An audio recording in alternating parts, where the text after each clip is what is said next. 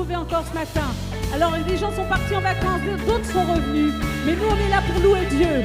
Alors on va l'adorer ensemble.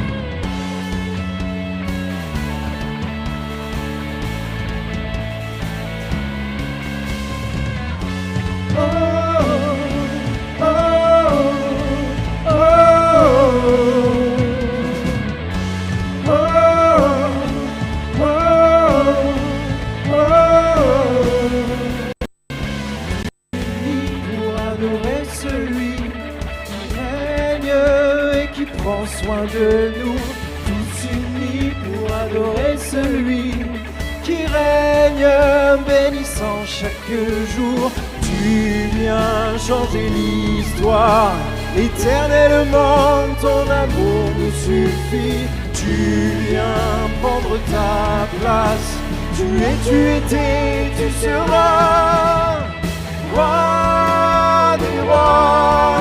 Faisons place, laissons-le entrer, roi des rois, faisons place à sa majesté. Oh, oh, oh, oh, oh, oh. Tous unis pour adorer celui qui règne et qui prend soin de nous, tous unis pour adorer celui qui règne, bénissant chaque jour. Tu viens changer l'histoire, éternellement ton amour nous suffit. Tu viens prendre ta place, tu étais, tu seras roi des rois. Faisons place, laissons-le entrer, roi des rois, faisons place à sa majesté. Oh, oh, oh, oh, oh, oh, oh.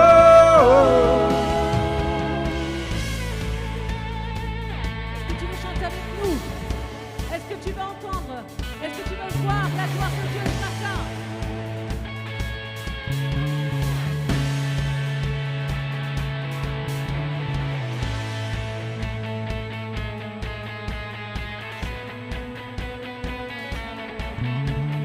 Je vois, j'entends une joie qui vient du ciel et remplit tout l'univers. Je vois, j'entends, je vois, j'entends une joie qui vient du ciel et remplit tout l'univers. Une joie qui vient du ciel et remplit tout l'univers. Roi des rois, faisons place, laissons-le entrer. Roi des rois, faisons place à sa majesté. Roi des rois, faisons place, laissons-le entrer. Roi des rois, faisons place à sa majesté. Oh, oh, oh, oh, oh,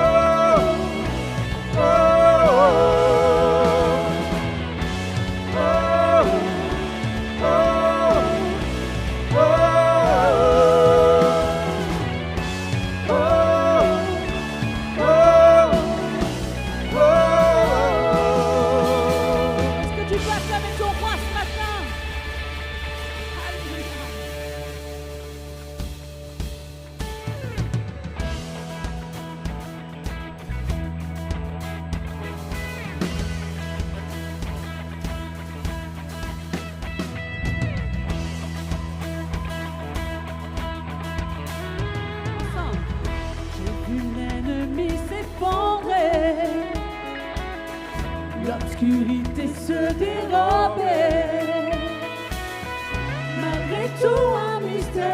insaisissable. Mon nom est écrit là dans le ciel. J'ai vu sa puissance en action, sa force de résurrection. Pourtant ce mystère reste insaisissable. Mon nom est écrit là dans le ciel. Oh, mon chant demeurera éternel. C'est là mon témoignage, je suis sauvé. Sa grâce a changé ma vie, je chanterai par Jésus mon rédempteur justifié. Voilà mon témoignage, voilà mon témoignage.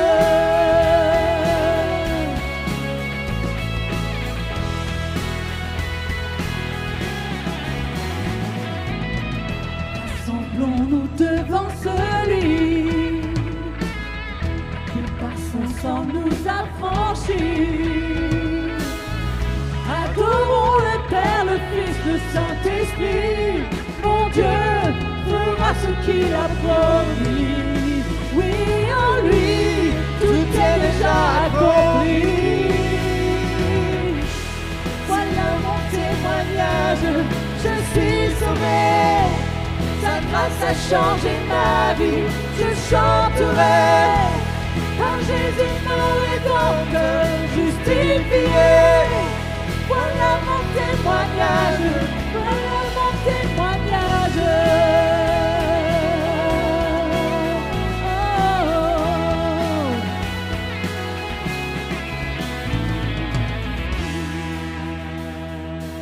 Ce matin, si tu respires, tant que tu respires, alors Dieu va agir.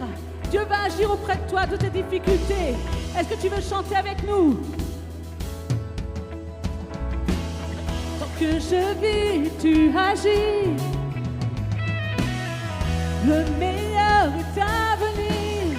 Oh, je le crois. Est-ce que tu veux déclarer ça? Je vis, oui, tu agis. Le meilleur est à venir. Oh, je le crois. Tant que je vis, oui, tu agis. Le meilleur est à venir. Oh, je le crois. Que je vis, oui tu agis. Le meilleur est à venir, oh je le crois.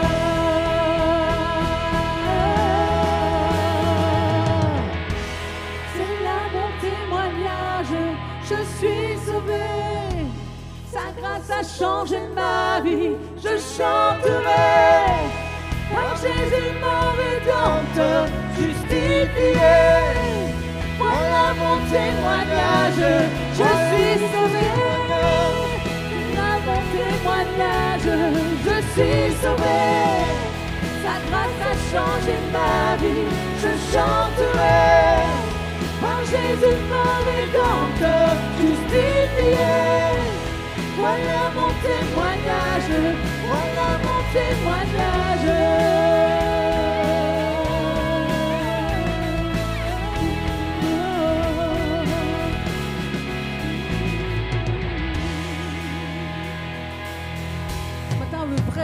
Vraiment déclarer sur nos vies que tant qu'on respire, alors il peut agir, que rien n'est perdu avec lui, parce qu'il est Dieu de l'impossible.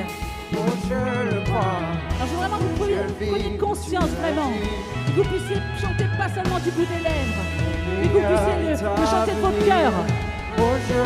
Ensemble, tant que je vis, oui tu agis.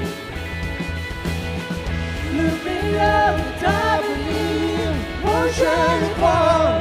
Tant que je vis, tu agis. Oh, le meilleur est à venir, oh je le crois.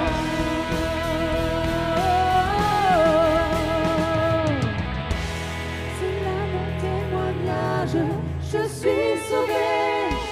Sa grâce a changé ma vie, je chanterai par Jésus mon rédempteur justifié. Voilà mon témoignage, je suis sauvé. Voilà mon témoignage, je suis sauvé. Sa grâce a changé ma vie, je chanterai. Car Jésus mon rédempteur, justifié. Voilà mon témoignage, voilà mon témoignage.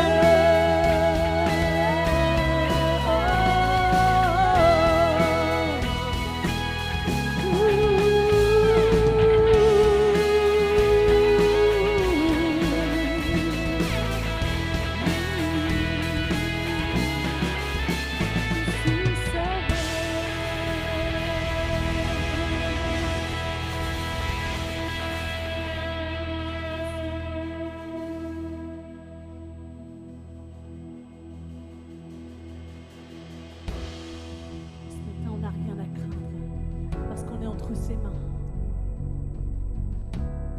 Et ce qu'on veut déclarer ce matin ensemble.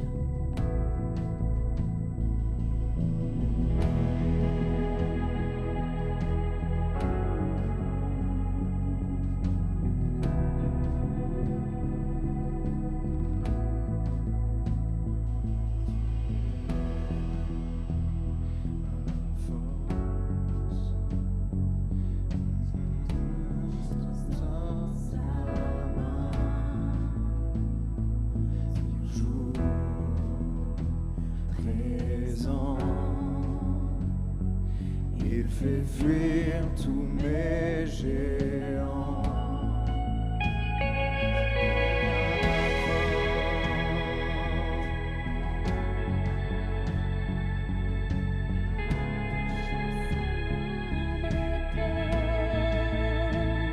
Je n'ai rien à craindre, tu me tiens. Mon cœur est dans la paix.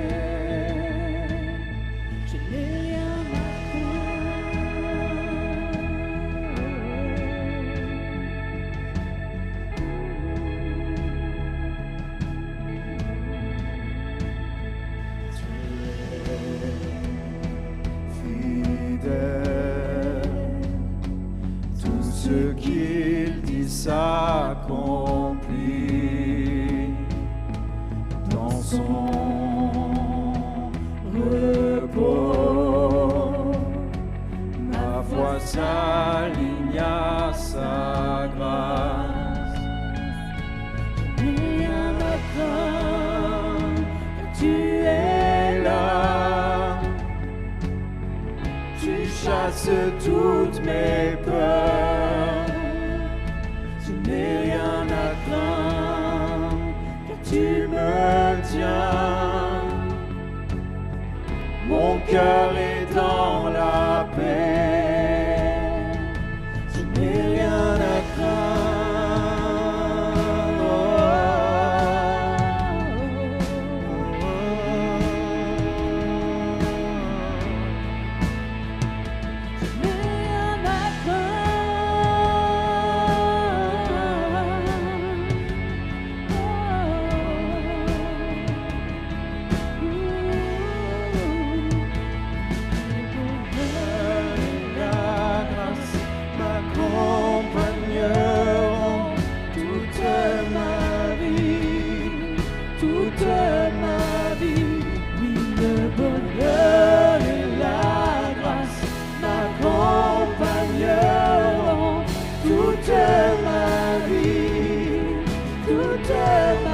Ces paroles pour toi ce matin. Mon cœur et la grâce m'accompagneront toute ma vie, toute ma vie. Le bonheur et la grâce m'accompagneront toute ma vie, toute ma vie.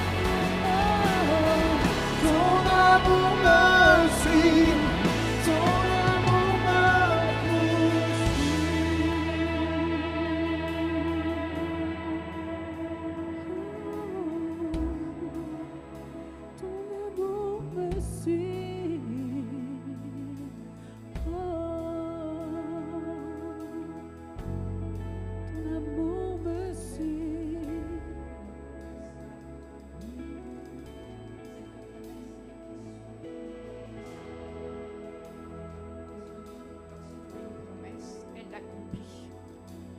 Abraham a douté, puisqu'il est allé vers la servante de sa femme.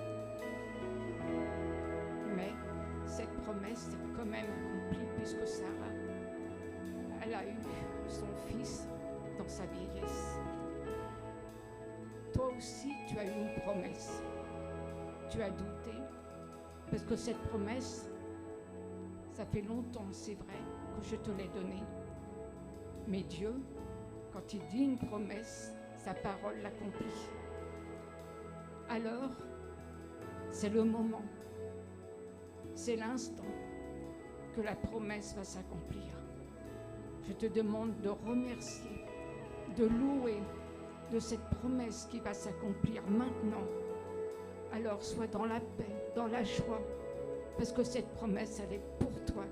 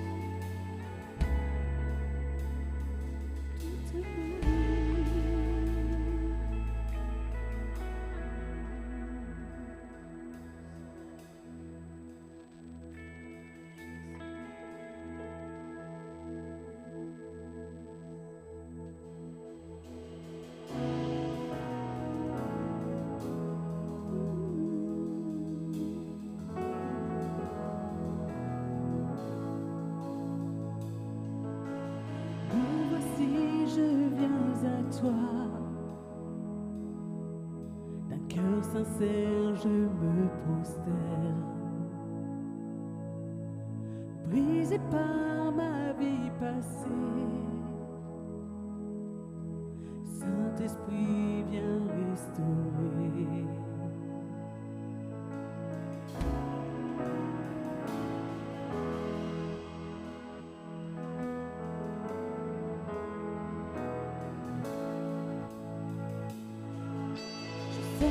tu es toujours là.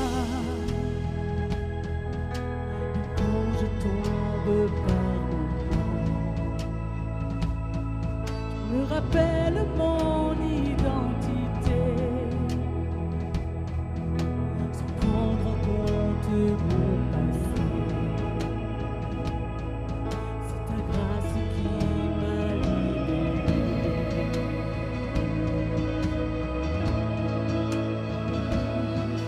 Ton amour triomphe du jugement, plus vaste que tout l'univers, plus fort que tout péché. C'est ta bonté qui mène à la repentance et le cœur de Dieu. Ton cœur, oh Dieu,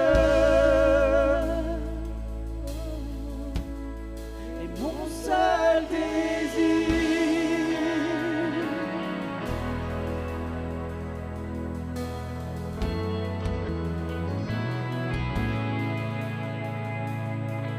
On me dit qu'il n'y a aucun espoir pour le salut de l'âme perdue. Mais mon Dieu dit à l'enfant prodigue, mon bien-aimé, tu es le bienvenu. Oh, ton amour triomphe du jugement, plus vaste que l'univers, plus fort que tout péché. C'est ta bonté qui mène à la repentance vers le cœur de Dieu. Ton cœur, oh Dieu, est mon seul désir. Entre tes mains j'abandonne tout ce que j'appelle mien. Oh, ne permets à personne, Seigneur, d'en reprendre rien. Oh, entre tes mains j'abandonne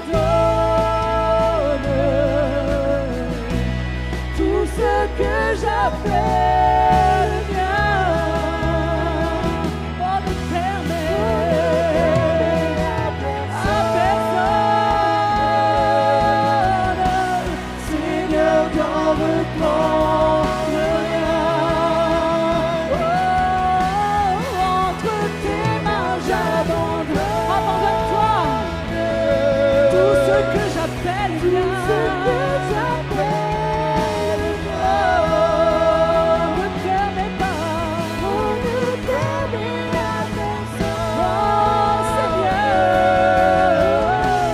Seigneur, d'en reprendre rien. Oh,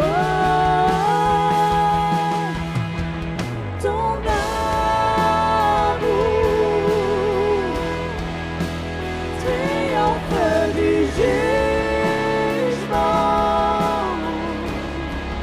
plus vaste que l'univers, plus fort que tout péché. C'est ta bonté qui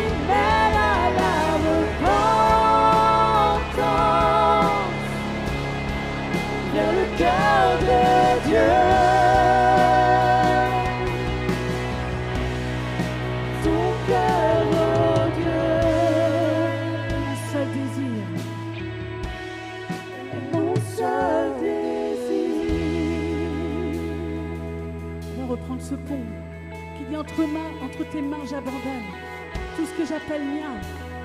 Mais surtout, ne permets à personne d'en reprendre rien. Ce matin, c'est vraiment le temps où je t'invite à déposer tout ce matin au pied de Jésus, au pied de sa croix.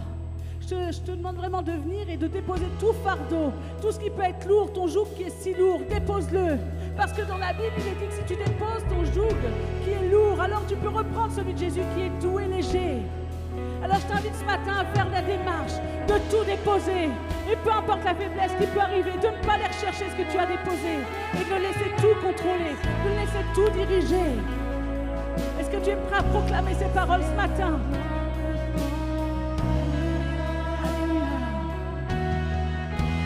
Entre tes mains, j'abandonne. Abandonne-toi à ses pieds ce matin. Tout ce que j'appelle mien. Et surtout, ne va pas rechercher ce que tu as déposé. On ne permet à personne. Seigneur, ne permets pas que je reprenne quoi que ce soit. Seigneur, d'en reprendre rien. Je t'invite à tout déposer ce matin. Entre tes mains, j'abandonne. Laisse-le diriger maintenant. Tout ce que j'appelle mien. On ne permet à personne. À personne de reprendre quoi que ce soit. Seigneur, d'en reprendre rien. Proclame pour toi ce matin. Entre tes mains, j'abandonne. Tout ce que j'appelle mien. On ne permet à personne. Chante-le encore, déclare-le encore. Seigneur, d'en reprendre rien. Entre tes mains, j'abandonne, Seigneur, tout ce que j'appelle mien. On ne permet à personne. Seigneur, d'en reprendre rien.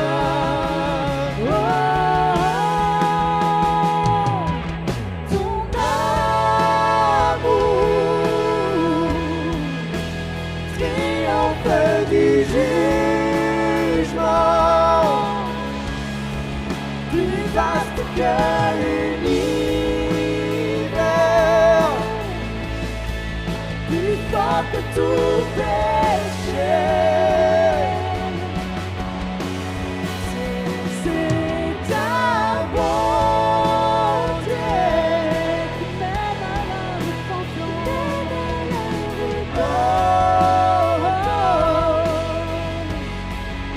Dans le cœur de Dieu,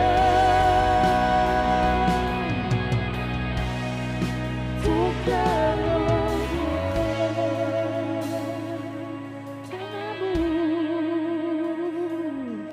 ton amour triomphe du jugement, plus vaste que l'univers, plus fort que tout péché. C'est ta bonté qui mène à la repentance, vers le cœur de Dieu. Ton cœur, oh Dieu, c'est mon seul désir. Amen, amen, amen. Merci Jésus. Merci Seigneur, merci pour cette grâce, Papa. Alors que ce matin, nous avons le privilège de pouvoir partager, prendre ensemble la Sainte Seine, on veut remercier Dieu parce qu'il nous a donné de discerner, de comprendre, de voir spirituellement la puissance de la croix. Et la parole de Dieu nous dit que si tu crois que Jésus est ton Seigneur et Sauveur, alors ne te prive pas de la Sainte Seine. Mais si tu ne crois pas qu'il est ton Seigneur et ton Sauveur, alors ne la prends pas. Que ce ne soit pas comme une malédiction contre toi. Et tout simplement, ce matin, nous voulons nous rappeler la puissance de la croix. Nous voulons nous rappeler la puissance de l'offrande, du sacrifice de Jésus-Christ. De son corps, par ses meurtrissures, nous sommes guéris. Il y a une puissance dans le sacrifice, dans l'offrande du corps de Jésus pour chacun d'entre nous. Il y a une puissance aussi dans son sang qui a été versé.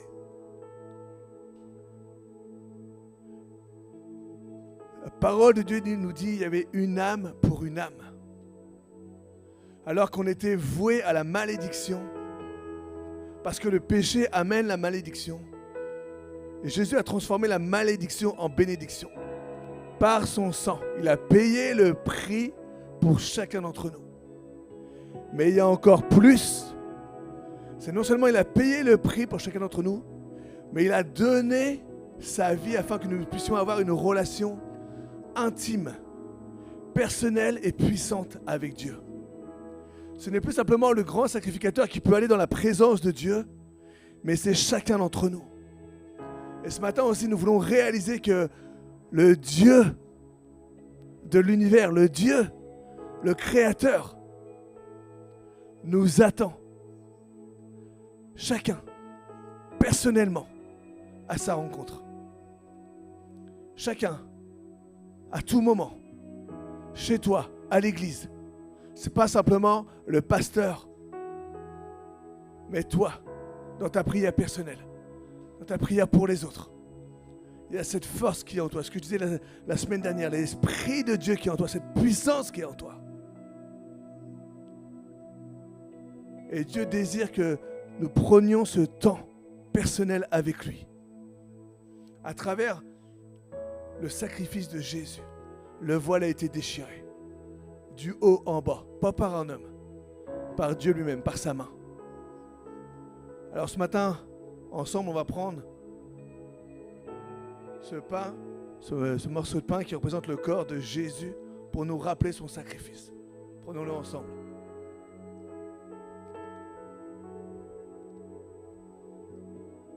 Dieu s'est donné pour chacun d'entre nous.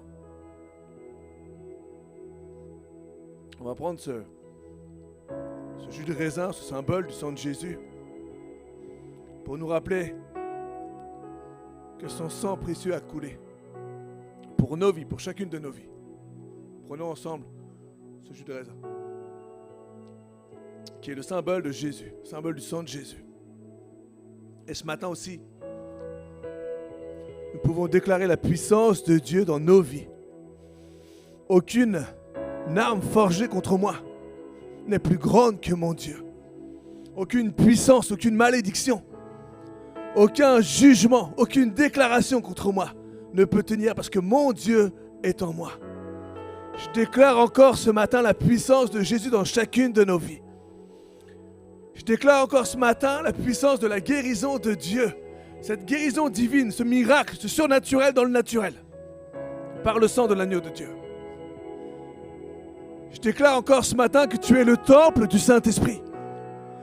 Peu importe tes erreurs, peu importe tes péchés, peu importe ce que tu as pu faire, aucun péché n'est plus grand que l'amour de Dieu. Là où le péché abonde, la grâce surabonde.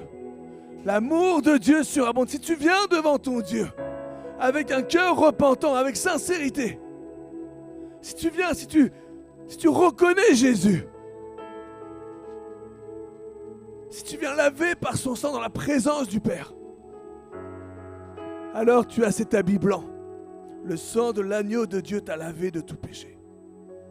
Et encore ce matin, Père éternel, on se présente devant toi, recouvert du sang de ton Fils, de l'agneau, parfait. Encore ce matin, si on peut se présenter, si on peut venir devant ta grandeur, devant le trône de ta grâce, c'est tout simplement au travers du sacrifice de Jésus. Et Seigneur, ce matin, je ne viens pas pour te demander quelque chose, mais je viens pour te remercier de ce que tu as fait. Je viens pour te remercier de ce sacrifice, alors que Tu étais dans le jardin de Gethsémani alors que tu étais là et tu savais que il fallait que tu passes par la croix. Alors qu'il y avait l'angoisse, alors qu'il y avait peut-être même la peur qui venait. Parce que tu savais que tu devais souffrir, tu savais, tu voyais déjà ce qui allait se passer. Tu as dit, Père, que ta volonté soit faite. Et tu l'as fait.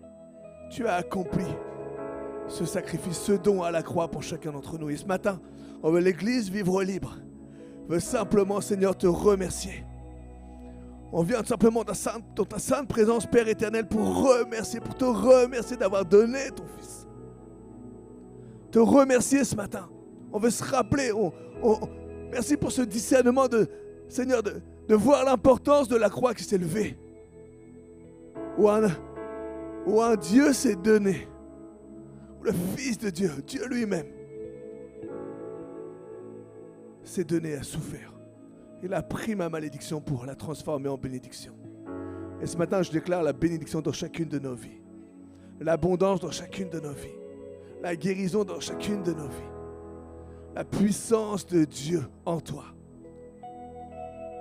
Alléluia, Jésus. Merci, Saint-Esprit. Alléluia, Jésus.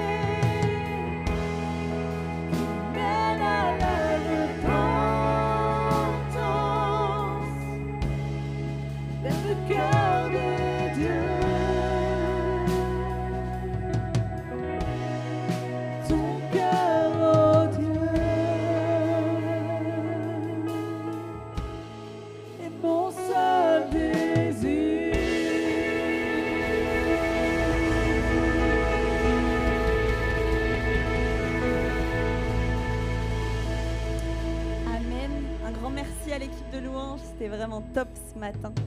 Bonjour à tous, bonjour à EVL, bienvenue à vous que ce soit en présentiel ou en distanciel.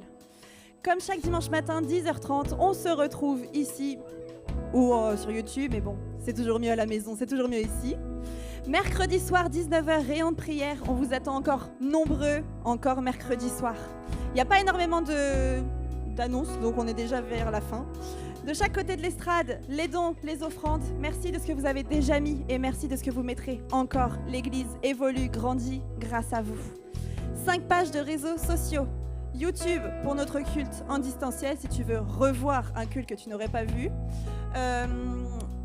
TikTok, Instagram pour les vidéos un petit peu plus fun. YouTube, je l'ai déjà dit, Facebook et le site internet de l'église pour revoir la multitude d'annonces qu'il y a eu ce matin. Je vous souhaite de très bonnes vacances à vous qui partez enfin et un bon retour à ceux qui sommes de retour. Qui sait pas du tout ça, mais c'est pas grave.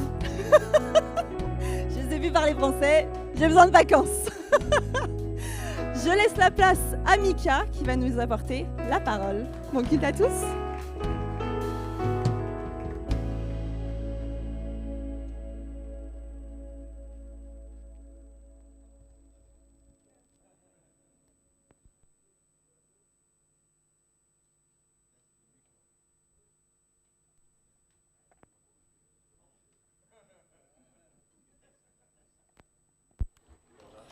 Est-ce que c'est... Oui, c'est pas de ta faute Manu, heureusement, tu vois.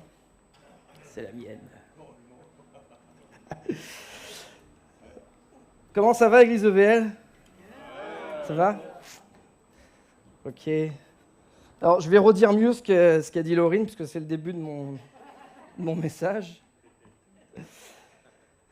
Est-ce qu'on peut juste prier pour démarrer, demander à Dieu sa grâce pour ces moments? Parce que c'est toujours une responsabilité, c'est toujours quelque chose d'important de prêcher, et il faut que vraiment l'Esprit de Dieu nous conduise.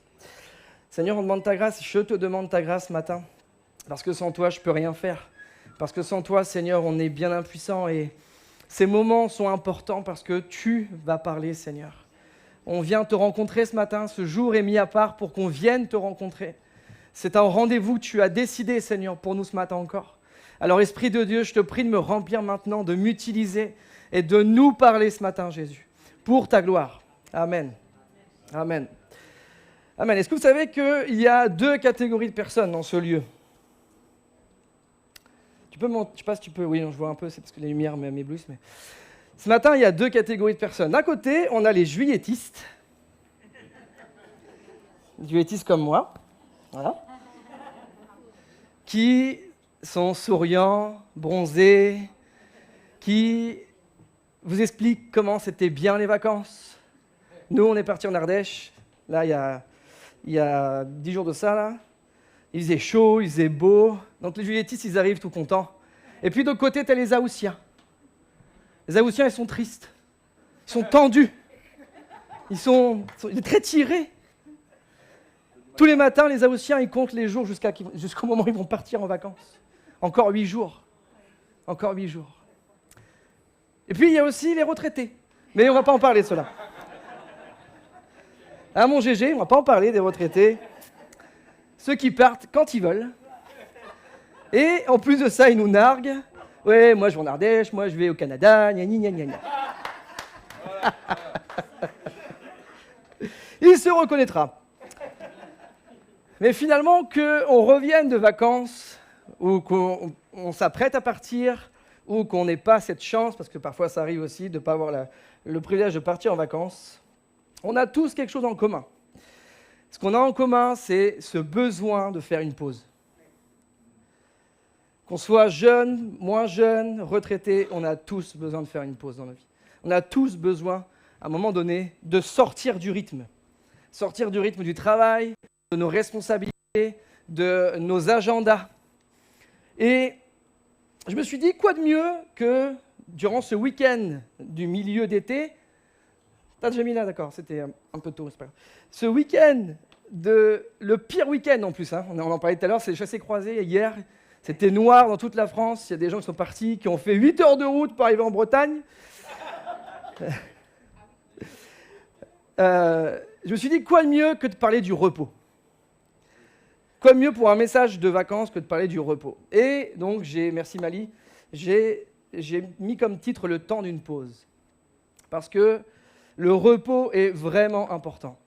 Et en parlant de vacances, est-ce que certains d'entre vous sont déjà revenus de vacances en disant « J'ai besoin de vacances pour me remettre de mes vacances ». Il y a quelqu'un ici avec qui j'ai parlé cette semaine qui était tellement fatigué de ses vacances qu'il avait besoin de repos cette semaine pour se remettre de ses vacances. Parce qu'ils étaient pas loin de Montpellier, là, et faisaient la fête tous les soirs. Non, c'est pas vrai. Mais c'est quand même étrange, non? On part en vacances et parfois on revient plus fatigué que quand on est parti. Et évidemment que je ne veux pas parler du repos physique ce matin. Le thème de mon message, ce n'est pas seulement le repos physique, c'est le repos selon Dieu. Et quand j'ai commencé à travailler ce message, bien sûr que le repos tel que Dieu l'entend ne dépend pas d'un moment ou d'un endroit, mais il dépend de quelque chose de bien plus profond. Et le repos, et j'ai écrit ça, je me suis rendu compte que le repos n'est pas synonyme de vacances dans la Bible, mais c'est un principe divin. Le repos, ce n'est pas juste pour se reposer, pour reposer son corps, mais c'est un principe que Dieu a établi dès la Genèse. On va le voir ensemble, dès le commencement. Et ce matin, je voudrais vraiment qu'on explore ensemble, c'est quoi ce principe que Dieu a établi du repos? Puisque toute la Bible en parle, on va le voir, et j'ai sélectionné quelques passages qui en parlent. Mais si on prend ce thème, il apparaît dès la Genèse, et il apparaît dans l'Apocalypse, quand le verset dit qu'il essuiera toute larme de leurs yeux. Ceux qui sont morts en Christ se reposent de leurs œuvres. Et que ce repos éternel, on le passera avec Dieu.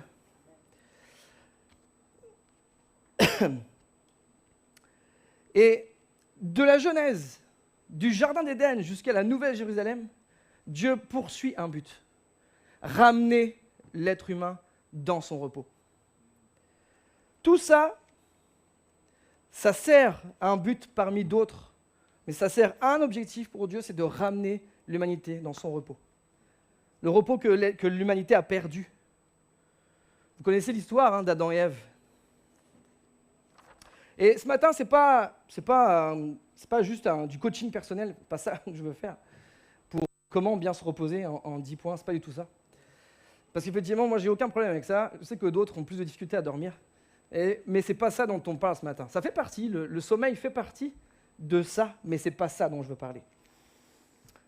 Ce repos-là, il ne se trouve pas sur une île paradisiaque, la plus belle sur laquelle on puisse aller, la plus belle destination. Ce n'est pas du tout ça que Dieu parle. Dieu parle de sa présence. Et ce matin, je veux vraiment parler de la présence de Dieu.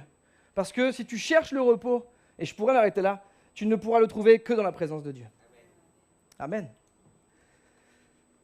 L'équipe de louange peut revenir si... Non, je plaisante. Et ce matin, le temps d'une pause, j'ai vraiment eu ça, ce titre-là, je l'ai trouvé vraiment bon, parce que ça résume aussi ce à quoi Dieu nous appelle, juste à nous arrêter. Arrêtez et sachez que je suis Dieu. Le temps d'une pause ce matin, comprendre, à travers des différents passages, c'est quoi le repos divin? C'est quoi le repos de Dieu? Et pour ça, on peut aller directement dans Genèse 2. Si vous avez vos Bibles, je l'ai ramené ma grosse Bible. Si vous avez vos Bibles, bon, ça va s'afficher derrière, mais sur les téléphones aussi. Genèse 2, verset 1er. On connaît ces passages quasiment par cœur. Ainsi, donc c'est la création, ainsi furent achevés le ciel et la terre avec toute l'armée de ce qu'ils contiennent. C'est la traduction Sommer. Au 7e jour, Dieu avait achevé tout ce qu'il avait créé.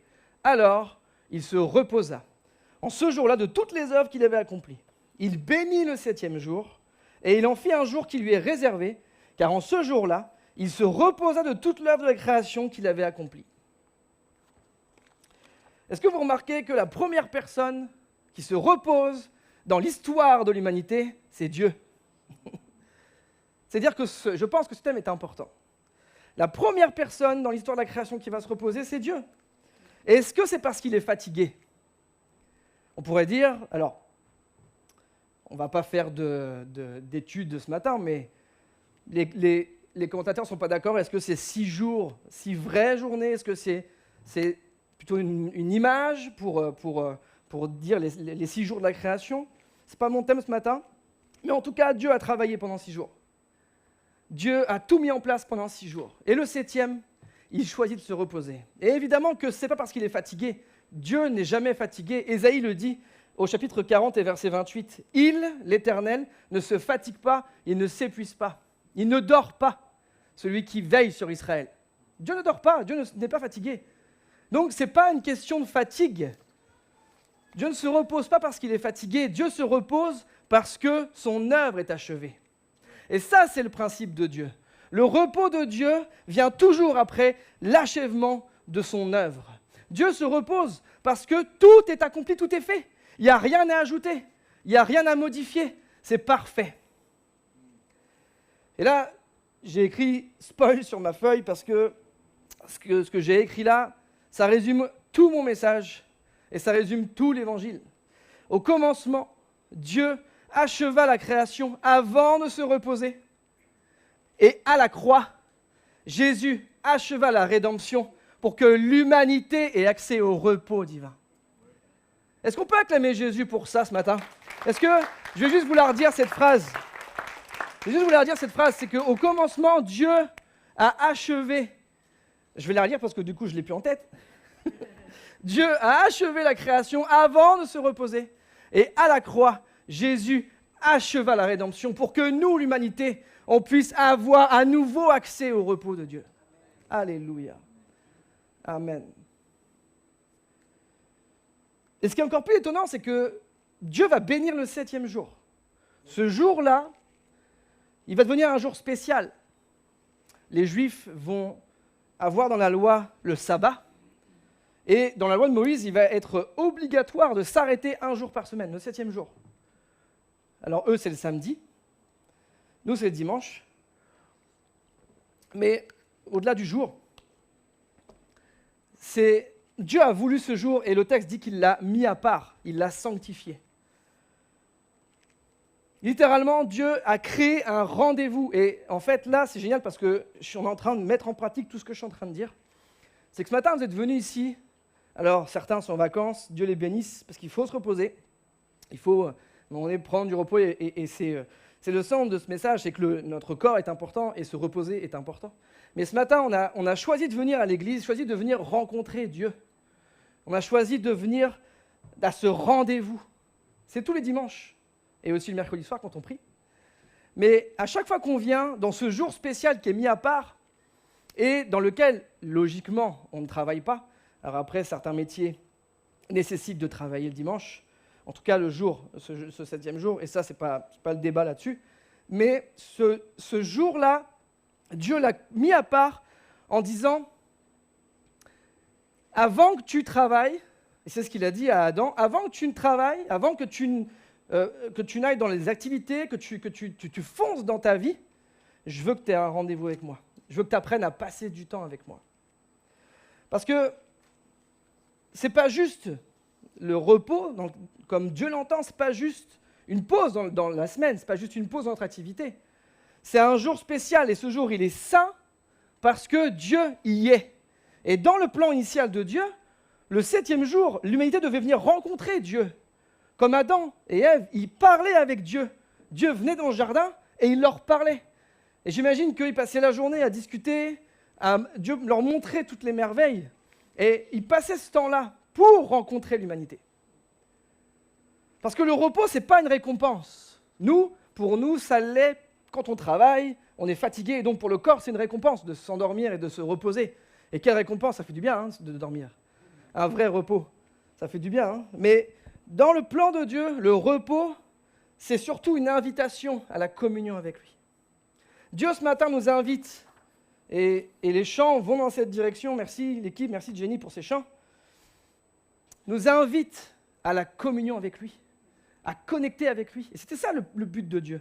C'était ça, c'était d'avoir ce jour spécial dans la semaine pour connecter avec lui. Et c'est pour ça qu'on vient à l'église. Puisqu'on vit chaque jour, mais ensemble, on connecte avec Dieu à l'église du dimanche. Est-ce que vous avez remarqué que le premier jour entier de la vie d'Adam, ça n'a pas été du jardinage, puisque la raison d'être d'Adam, c'était d'entretenir le jardin. Dieu a placé Adam et Ève dans le jardin pour l'entretenir. Et on parlait tout à l'heure de tout ce qu'on est en train de vivre en ce moment-là, des incendies, des gens qui disent qu'ils ont fait tomber leur briquet allumé, et c'est ce qui a déclaré l'incendie. Non, si ton briquet il tombe, tu l'éteins, là. C'est volontaire, là. L'humanité est en train de détruire ce que Dieu a créé, on le sait. Nous, on est en train de voir, et nous les chrétiens, on sait que ce qui est déjà écrit s'accomplit, c'est que l'humanité est en train de détruire la terre. Paul dit que la terre, elle souffre. Elle souffre parce que l'humanité l'a fait souffrir. Tout ce qu'on est en train, le réchauffement climatique, les incendies, c'est à cause de l'homme. Ce n'est pas à cause de la nature ni de Dieu, c'est à cause de l'homme. Alors qu'au départ, on devait s'occuper de la terre. On devait en prendre soin de la terre. Ça faisait partie de la mission de l'humanité. Et le premier jour d'Adam, ce n'est pas du jardinage, ce n'est pas de tailler sa haie, en tout cas tailler la haie autour du jardin, d'élaguer les arbres, ni de donner le nom à chaque animal, puisque Adam l'a fait. Non, le premier jour complet de son existence, qu'Adam a été créé le 6e jour. Le lendemain de sa création, de sa naissance, Adam le passe avec Dieu. Premier jour complet d'Adam, il le passe à contempler son œuvre, puisque si Dieu s'est reposé le 7e et qu'il a contemplé, Adam l'a contemplé avec lui. Ce n'est pas écrit dans la Bible, ça c'est l'interprétation de Mika. J'imagine Adam tout nu. J'imagine Adam, mais à l'époque il s'en fichait, c'est pas un problème. C'est important pour la suite. Imagine Adam qui est avec Dieu, qui marche avec Dieu, et là Dieu lui montre tout ce qu'il a créé. Les animaux, parce que, imaginez-vous, c'est comme, il vient de naître, alors il est né adulte, mais il découvre. Moi je suis quelqu'un qui est émerveillé facilement. C'est comme ça, je m'émerveille facilement. Dès que le soir, le ciel commence à être rose, orangé, quand on est en voiture, souvent je regarde, puis je dis « Oh, le ciel est vraiment beau ». Et Hello me dit « Attention, quand même, conduis, puisque… Mais en tout cas, je suis un émerveillé de nature. Et j'imagine Adam, quand il est dans le jardin d'Éden, avec tous les animaux, et que Dieu lui montre. Et cette image-là, juste ça, quand So m'a envoyé hier, je me suis dit, ouais, j'aimerais bien être sur ce banc, par exemple. Contempler ce que Dieu a fait. Et Adam, son premier jour sur terre, ça a été ça. Pourtant, il n'a rien mérité pour vivre ce repos, Adam, on est d'accord, hein? Il n'a rien fait. Il n'a rien eu besoin de faire pour avoir ce repos, pour participer à ce repos. Dieu lui en a fait cadeau. Notre société, elle nous dit, fais tes preuves, travaille, réussis, et après, tu pourras te reposer. On est d'accord? Je n'aurais pas dit amen, mais… C'est fais tes preuves, réussis, et après tu pourras te reposer. Dieu dit le contraire. D'abord passe du temps avec moi, d'abord viens dans ma présence, et après je vais t'envoyer pour accomplir ce que tu as besoin d'accomplir. Là on ne parle pas de finances, évidemment. Je parle d'une vie qui sert Dieu. D'abord passe du temps avec moi, et c'est ça qu'il a voulu avec Adam et Ève et avec l'humanité. Passez du temps avec moi, et après je vais vous envoyer. La relation précède toute la mission. Tu veux servir Dieu? Première chose, c'est de passer du temps dans sa présence. La première chose, c'est de te mettre devant lui, parce que c'est lui qui va te dire quoi faire et où faire.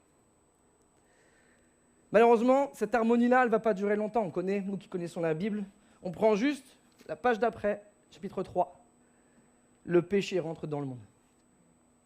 Je ne sais pas combien de temps ça a duré. La Bible ne le dit pas. Le temps où Adam et Ève ont été créés, le temps et le moment où ils ont mangé le fruit de l'arbre de la connaissance du bien et du mal. Il a pu se passer des centaines d'années peut-être, puisqu'ils avaient le fruit de la vie éternelle, donc ils ne vieillissaient pas. Mais en tout cas, Genèse 3, dans l'histoire de l'humanité, le péché entre dans le monde. Et aussitôt, la communion avec Dieu disparaît.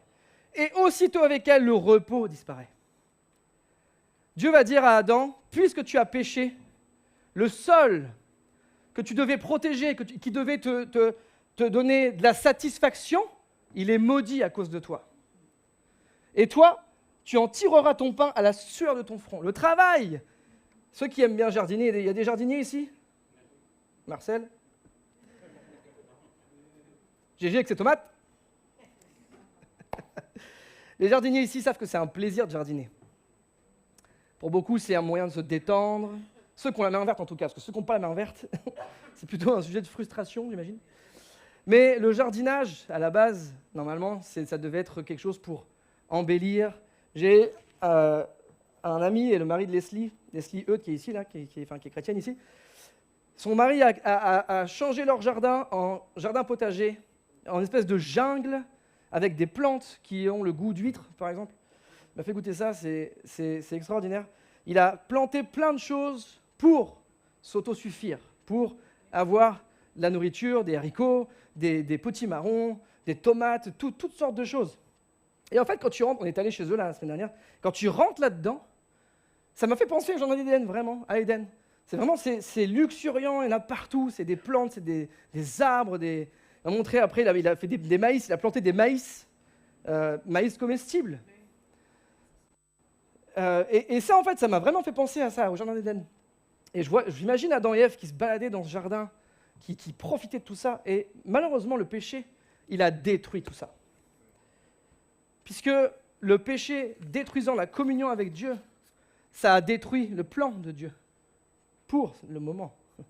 Puisque le plan de Dieu s'accomplit toujours. Mais à ce moment-là, ce que Dieu a prévu est brisé. Par le choix de l'homme. Hein. Et vous avez vu ce qu'ils essaient de faire au moment où ils perdent la communion. Alors, du coup, ils se rendent compte qu'ils sont nus. Et on en parlait avec Hello hier, c'est quand même bizarre. Quand un mari et sa femme sont gênés l'un devant l'autre, pas logique d'être nu. Mais là, ça montre surtout l'aspect intérieur, spirituel, la honte spirituelle qu'ils avaient, pas physique. Et ils vont mettre des feuilles de figuier pour cacher leur nudité. Surtout la cacher devant Dieu, parce que du coup, ils n'ont plus confiance en Dieu. Ils ont peur de Dieu. Quand Dieu va dire « Où es-tu, Adam ?» Il va lui dire « Je me suis caché parce que j'ai peur. » Et je me suis dit que les feuilles de figuier, c'est comme le symbole de cette tentative désespérée de l'humanité pour essayer de s'en sortir sans Dieu. Essayer de trouver des moyens pour trouver ce repos, justement. Sans Dieu, l'argent, le travail, les relations, les vacances, les loisirs, toutes sortes de choses qui vont essayer de remplir le vide qu'il y a à l'intérieur. Mais ça ne tient pas, ça ne marche pas, parce que ça ne peut pas combler notre âme. Et le problème, il n'est pas là. Le problème, c'est que l'humanité est séparée de Dieu à cause du péché. Et c'est ça, là où l'amour de Dieu est le plus beau, et la Bible va développer tout ça. C'est que Dieu, à partir de ce moment-là, quand il va devoir chasser Adam et Ève, parce que la justice de Dieu est juste, ils ont péché, ils ne peuvent pas rester, ils doivent partir. Mais Dieu les aime toujours, et Dieu veut toujours les bénir, et Dieu veut toujours les sauver. À partir de ce moment-là, Dieu va établir un plan pour que l'humanité puisse revenir dans le repos. Et c'est pour ça que j'ai parlé de Jésus dès le départ, parce qu'il n'y a que ça, il n'y a que Jésus, en fait. Tout ce qu'on dit est toujours centré sur Jésus, parce qu'il n'y a que Jésus qui a pu faire rentrer l'humanité dans le repos de Dieu. Amen. Amen. Et David, il va connaître ça. Des siècles plus tard, l'humanité continue de courir. Les hommes vont essayer même de construire une tour qui va toucher au ciel en se disant on va réussir à toucher Dieu et on va être comme des dieux pour essayer de retrouver cette relation initiale. Sauf que c'est par orgueil. C'est par orgueil qu'ils font ça, et Dieu va faire quoi? Il va créer les langues. Donc s'il y a toutes ces langues, c'est parce que les hommes ont voulu toucher Dieu et voulu retrouver cette relation avec Dieu, mais par le mauvais moyen. Et donc l'humanité court après l'argent, après les conquêtes, après tout ça, pour essayer de retrouver le repos. Et David, des siècles plus tard, il va écrire un des psaumes les plus connus, le psaume 23. Vous connaissez le début du psaume 23? L'Éternel est mon berger, je ne manque... c'est facile, c'est écrit derrière. Je ne manquerai de rien. Il me fait reposer dans de verts pâturages, il me dirige près des eaux paisibles, il restaure mon âme. J'ai juste mis le début, puisqu'après David parle de ses ennemis, David parle de Dieu qui le nourrit, etc. Mais je voulais m'arrêter sur ce début de passage. L'Éternel est mon berger, je ne manquerai de rien, il me fait reposer dans de verts pâturages. David écrit le psaume le plus connu de la Bible, et vous avez vu qu'il ne commence pas par parler du repos, il commence par parler de celui qui donne le repos. Il commence par parler du divin berger. Et c'est pour ça que les pasteurs s'appellent pasteurs, en tout cas chez les protestants évangéliques. Les pasteurs, littéralement, ça veut dire berger. Ça veut dire, comme Jésus a dit à Pierre, occupe-toi du troupeau. En gros, les ministères que Dieu donne à l'Église, c'est pour reproduire ce que Jésus fait. S'occuper du troupeau, faire grandir, prendre soin du troupeau, et pas profiter du troupeau. C'est pas un hasard si David parle d'abord du berger avant du repos, parce que le repos n'est jamais le point de départ, mais la conséquence, j'ai dit tout à l'heure, de la présence de Dieu. Le repos est toujours la conséquence de la présence de Dieu dans nos vies.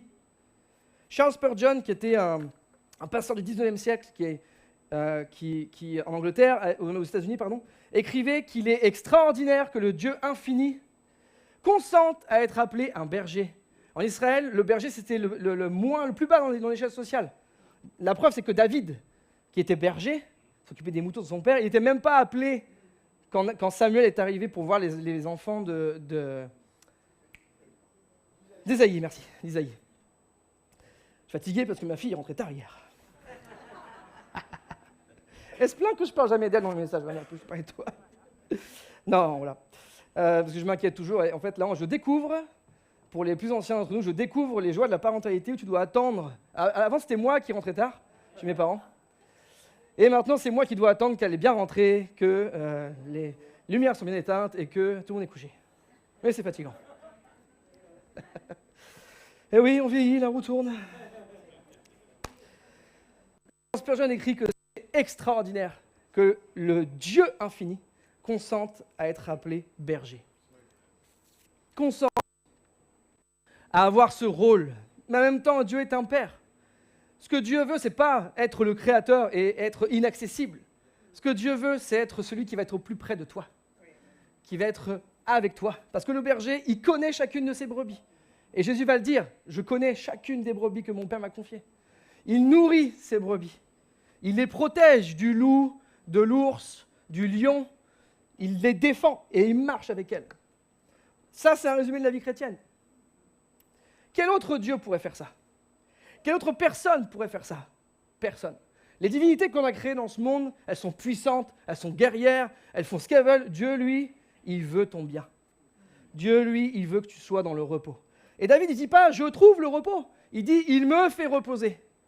Tim Keller, le pasteur Tim Keller explique que les bergers, pour ceux peut-être qui ont une expérience de berger, les bergers savent que les brebis, elles ne s'allongent qu'une fois qu'elles sont en sécurité. Parce que la particularité d'une brebis, c'est qu'elle n'a aucune défense. Le bouc, il a des cornes. Les autres animaux ont de quoi se défendre, mais la brebis, elle n'a aucune défense. Le seul moyen qu'elle a, c'est de s'enfuir. Et face à un lion ou à un loup, ça va pas loin. Et si la brebis s'allonge, c'est qu'elle est encore plus vulnérable, mais ça veut dire qu'elle est en sécurité.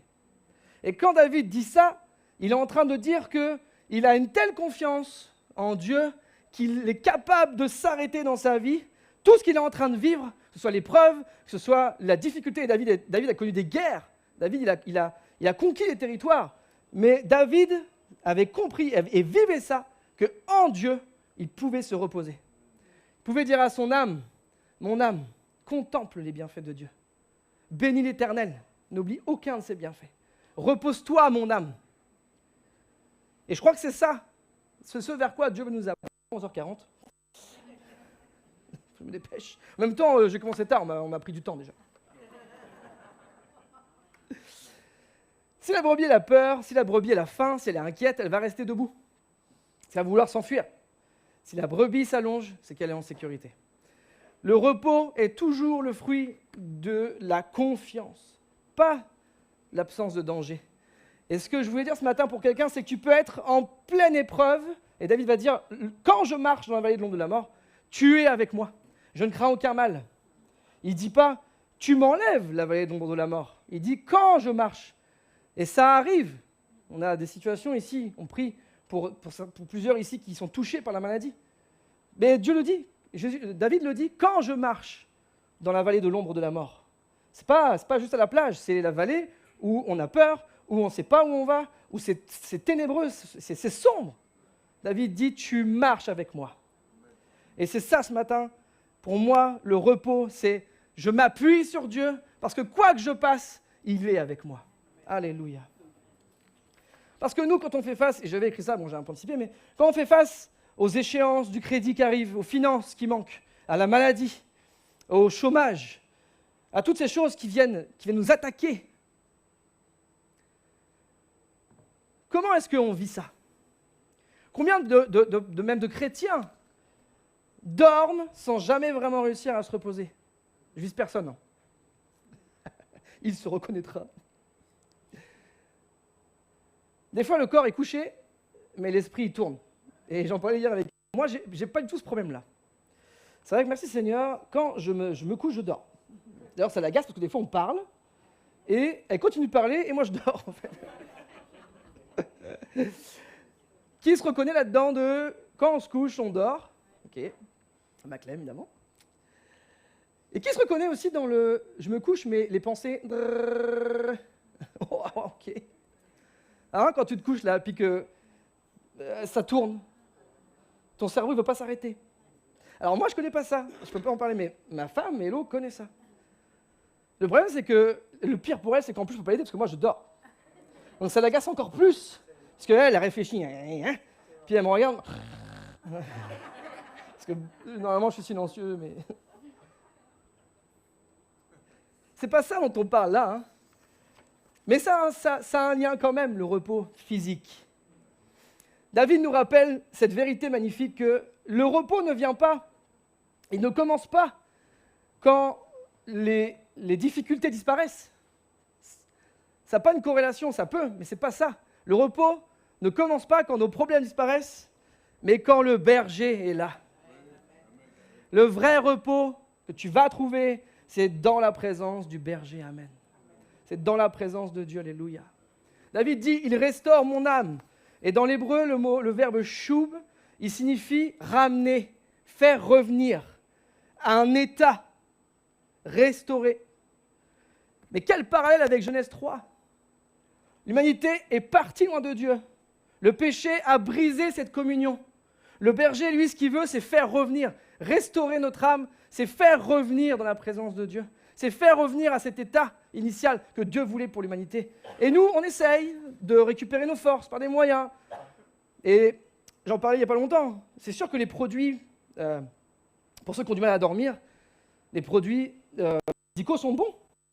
Si ça peut t'aider à dormir, moi je ne connais pas ça. Mais si je vivais ça, je prendrais des trucs, c'est sûr. Parce que le sommeil, c'est fondamental. Ça va déterminer toute ta vie, toute ta journée du lendemain. Et aussi pour les autres, c'est fondamental. Hein.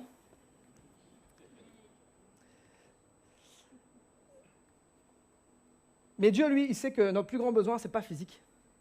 Notre plus grand besoin, il est spirituel. Et David, il conclut par ces mots-là, il dit « J'habiterai tous les jours dans la maison de l'Éternel. » Parce que la volonté de Dieu, ce n'est pas juste de te conduire, c'est surtout de te conduire, de te ramener à la maison. Ramener dans la bergerie. C'est ce que Jésus est venu faire, ramener les brebis d'Israël. Et c'est ce que, par sa mort, la croix et sa résurrection, l'Église fait. Ramener, est appelé à faire la mission de l'Église, c'est ramener les brebis perdues dans la maison, auprès du Père. Alléluia, auprès du berger. Et pendant plus de 1000 ans, Israël va chanter ce chant. L'Éternel est mon berger. J'ai pas les paroles, j'ai pas la musique. On n'a pas la musique de ce chant-là, de ce psaume. C'était un chant. Et pendant 1000 ans, Israël va chanter ça. L'Éternel est mon berger, je ne manquerai de rien. Il me fait reposer dans de verts pâturages, il reste sur mon âme, etc., etc. Et là, au bout de 1000 ans, le vrai berger va apparaître. Le bon berger va apparaître. Jésus. Et alors que dans Matthieu 11, Jésus va être dans le temple, il va lancer cette invitation qui est magnifique. Venez à moi, vous tous qui êtes fatigués et courbés sous un fardeau, et je vous donnerai du repos. Quand Jésus dit ça, il voit des hommes et des femmes autour de lui, il va crier ça dans le temple. Alors que c'est bientôt la Pâque, il va crier ça, il va voir les gens, et Jésus voit au-delà de l'apparence. Hein. Jésus voit au-delà de notre sourire du dimanche, il voit ce qu'il y a à l'intérieur, il voit les combats, les luttes, il voit la dépression, il voit tout ça. Et Jésus, il voit les hommes et les femmes qui sont courbés par le péché, par la culpabilité, qui sont brisés par la religion, puisqu'à ce moment-là, les pharisiens avaient mis tellement de lois, en plus de la loi de Dieu, c'était incapable de plaire à Dieu, c'était impossible, de plaire à Dieu. Jésus va leur dire, vous n'êtes même pas, vous, capable de soulever ça par le petit doigt. Tellement c'est des préceptes de préceptes. La religion devenait un fardeau qui était impossible à porter. Et le mot repos dans le grec, étonnamment, ça veut dire cessation d'activité, cesser ce que tu es en train de faire. Et ça veut dire aussi paix retrouvée, tranquillité, un état retrouvé. Quand Jésus dit « je vous donnerai du repos », il parle du repos de Dieu, pas « je vous donnerai du repos des vacances ». Il dit « je vous donnerai du repos, le repos de Dieu ». Et le berger du psaume 23 de David, il est là devant eux, et il est là ce matin. Il est présent avec nous ce matin, et il va ajouter « acceptez mes exigences », parce que suivre Jésus, ce n'est pas un long fleuve tranquille. Jésus a des exigences. Jésus a des commandements. Et suivre Jésus, ce n'est pas juste « ouais, je suis chrétien ». C'est comme certains disent « je suis croyant, pas pratiquant ». C'est comme dire « je suis vivant, mais pas respirant ». Ça ne marche pas.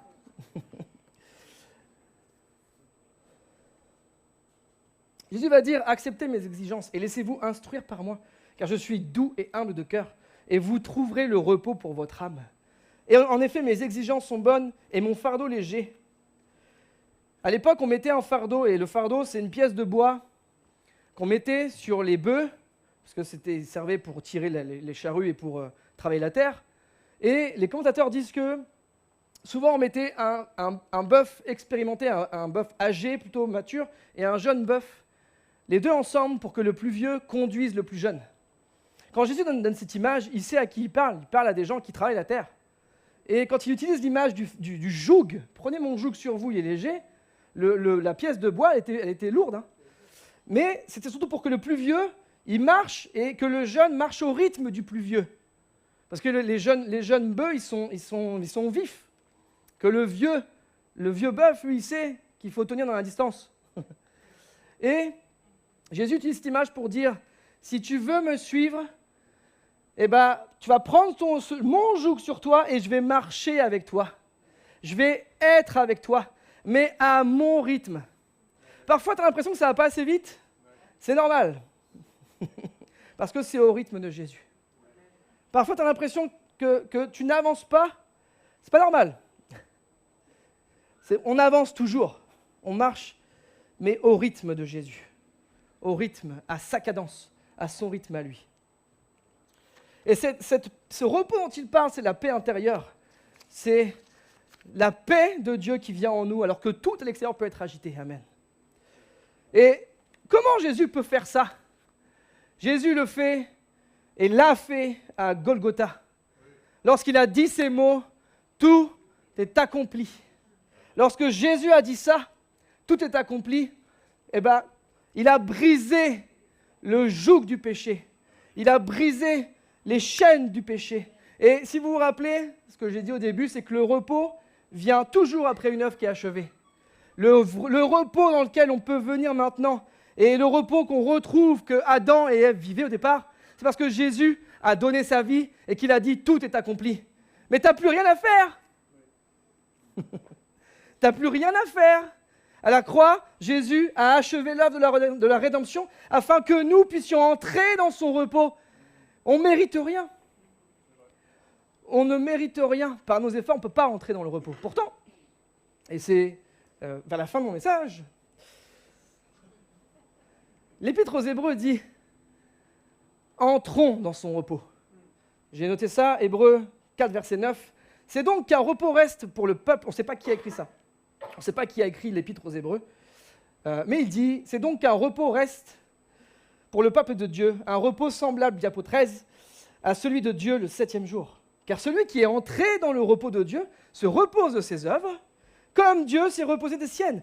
Empressons-nous donc d'entrer dans ce repos afin que personne ne tombe dans la désobéissance à l'exemple des Israélites qui, eux, étaient appelés à être ce peuple qui devait vivre le repos. Jésus est venu pour les Juifs d'abord, et après pour les non-Juifs comme nous.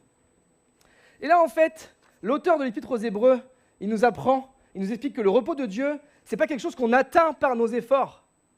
Mais ça, on n'aime pas ça, nous. Ah, l'être humain, on n'aime pas ça. Ne pas devoir mériter quelque chose. On a toujours l'impression qu'il faut mériter quelque chose. Mais le repos de Dieu est une invitation. C'est pas pour la louange, je ne dois pas dire tout de suite, c'est pas le moment. Le mot grec que l'auteur utilise pour entrer, ezerkoma, il signifie rentrer, revenir. Encore une fois, depuis le début de ce message, c'est toujours le même mouvement. Adam reçoit le repos. David, il est conduit vers le repos. Jésus, il nous offre le repos. Et là, nous donc les croyants de la Nouvelle Alliance, nous sommes invités à entrer dans ce repos. C'est donc que c'est important pour Dieu. Si vous n'avez pas compris depuis le début que c'était important pour Dieu. Et ce repos, revenir, c'est dans la présence de Dieu. La seule chose qui va changer ta vie aujourd'hui, c'est la présence de Dieu.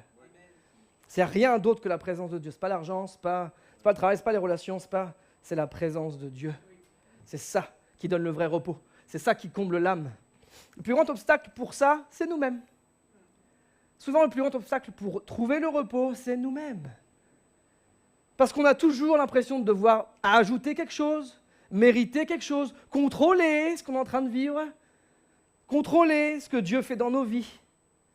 Sauf que Dieu est en train de nous dire par ça et par la croix, arrête. Comme il dit, arrêtez, sachez que je suis Dieu, arrête-toi. Mon fils a déjà accompli tout ce que tu ne pourras jamais accomplir. À partir de la croix et de la résurrection de Jésus, on peut librement entrer dans le repos. Le voile a été déchiré. L'accès est ouvert. Et n'importe qui d'entre nous ici, quand on vient à Jésus, on revient dans la maison. On revient dans la présence de Dieu. Mais malheureusement, il y a beaucoup de chrétiens qui vivent encore comme si tout dépendait d'eux. Si tu devais mériter la grâce.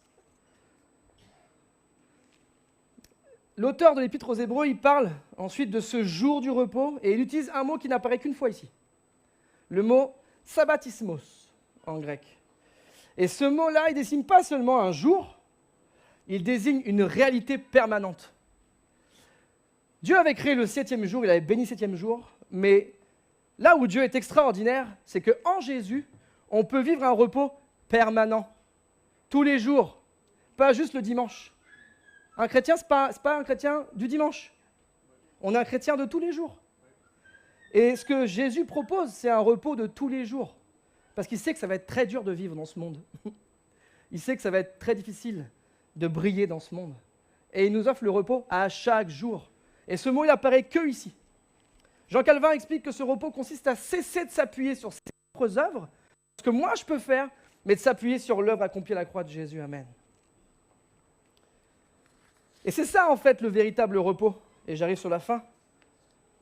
Je n'obéis plus parce que je veux que Dieu m'aime.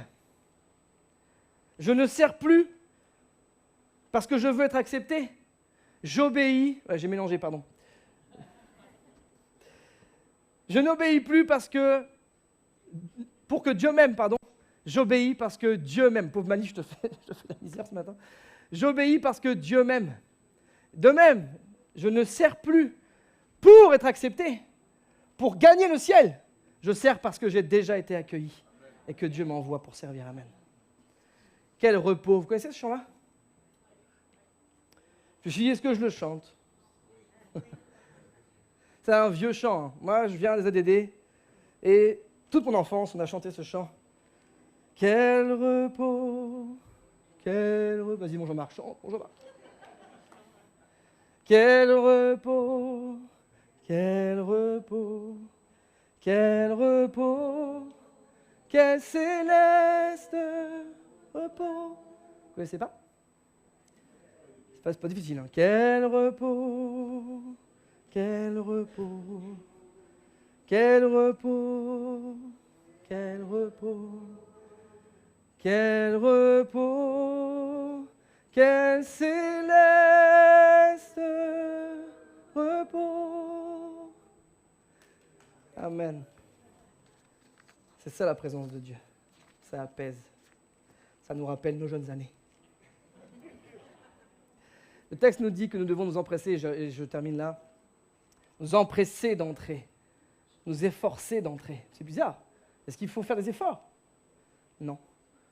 Il faut que nous continuions à regarder uniquement à Jésus.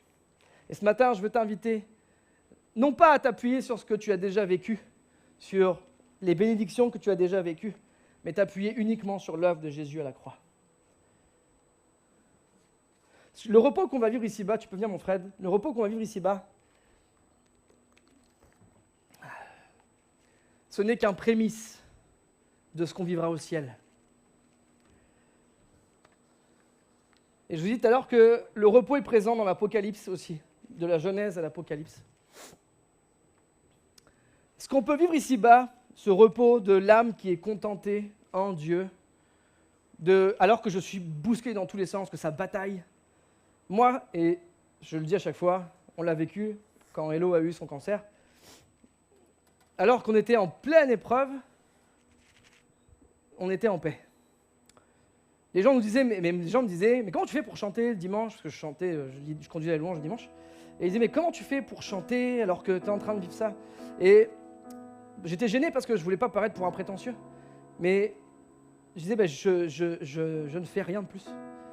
On avait vraiment ce qui définit ce qu'on a traversé, le cancer que ma femme a vécu et ce que j'ai vécu au travers d'elle, c'est qu'on s'est senti comme porté. Il te portera sur ses ailes. C'est vraiment ça qu'on a vécu. Les copains qui nous connaissaient à l'époque le savent, on a vraiment été portés, les prières, la famille, les amis, on a été portés. C'était comme un cauchemar. Vous savez, c'est comme un mauvais rêve. On n'a pas l'impression que ça nous est arrivé, pourtant ça nous est bien arrivé, hein. Ça lui est bien arrivé. Et tout ce qui va avec. Mais quand tu es placé en Dieu, dans la présence de Dieu, quand, comme la brebis, tu te reposes en Dieu, et bien, cette paix intérieure, elle occulte tout ce qui peut se passer à l'extérieur. Et je crois que ce matin, quelqu'un a besoin de retrouver cette paix-là. Quelqu'un a besoin d'entrer dans le repos. Et forçons-nous. Et un jour, quand Jésus va revenir, on va vivre le repos de Dieu, le repos divin, le repos céleste. Celui qui n'aura plus de fin. Celui où Dieu essuiera toute larme de nos yeux. C'est vrai, aujourd'hui tu souffres. C'est vrai, aujourd'hui tu passes par l'épreuve. Et les mots sont faciles, mais traverser, c'est difficile. Sauf que la Bible dit, et on croit que la Bible est la vérité, qu'un jour, quand Jésus va revenir, quand on a donné sa vie à Christ, qu'on le suit, qu'on a pris son joug sur nous, il n'y aura plus de larmes, il n'y aura plus de souffrance. Ce sera la joie éternelle, ce sera le repos éternel. Et ce que tu fais aujourd'hui pour Christ, je ne vais pas développer ça, mais parce que sinon on serait là encore cet après-midi. Ce que tu fais ici-bas pour Christ te suit dans l'éternité. Les œuvres que tu accomplis ici-bas pour Jésus te suivent dans l'éternité. Saint Augustin a dit, « Tu nous as fait pour toi, Seigneur. Et notre cœur est sans repos, tant qu'il ne repose pas en toi. » Il a écrit ça il y a comme 1000 ans, 600 ans, je ne sais plus. Tu nous as fait pour toi, Seigneur, et Dieu t'a créé pour lui. Pas pour toi. Dieu t'a créé pour lui, pour que tu vives pour lui. Quoi que tu traverses, quoi que tu passes, et ton cœur ne pourra être en repos seulement lorsqu'il se reposera en lui. Alors ce matin, l'équipe va chanter ce chant invitation, parce que c'est vraiment ça. Jésus nous dit ce matin, si tu es fatigué, si tu es courbé ce matin, viens à moi. Viens pas à Mika, viens pas à Manu, viens pas à n'importe quelle personne. Viens à moi, parce que nous, on ne peut rien faire. L'équipe va être devant pour prier. Si vous avez besoin qu'on prie pour vous, venez sur le devant. Mais pas par habitude, pas en disant je viens prendre ma petite bénédiction du dimanche. Mais si vous pliez sous le fardeau du péché, de la culpabilité, le fardeau de l'épreuve, venez à Jésus. Et je suis convaincu, je proclame, je déclare qu'il va se passer quelque chose. L'épreuve va peut-être pas disparaître, mais la paix va venir à l'intérieur. Le repos, tu vas pouvoir entrer dans le repos. Alléluia.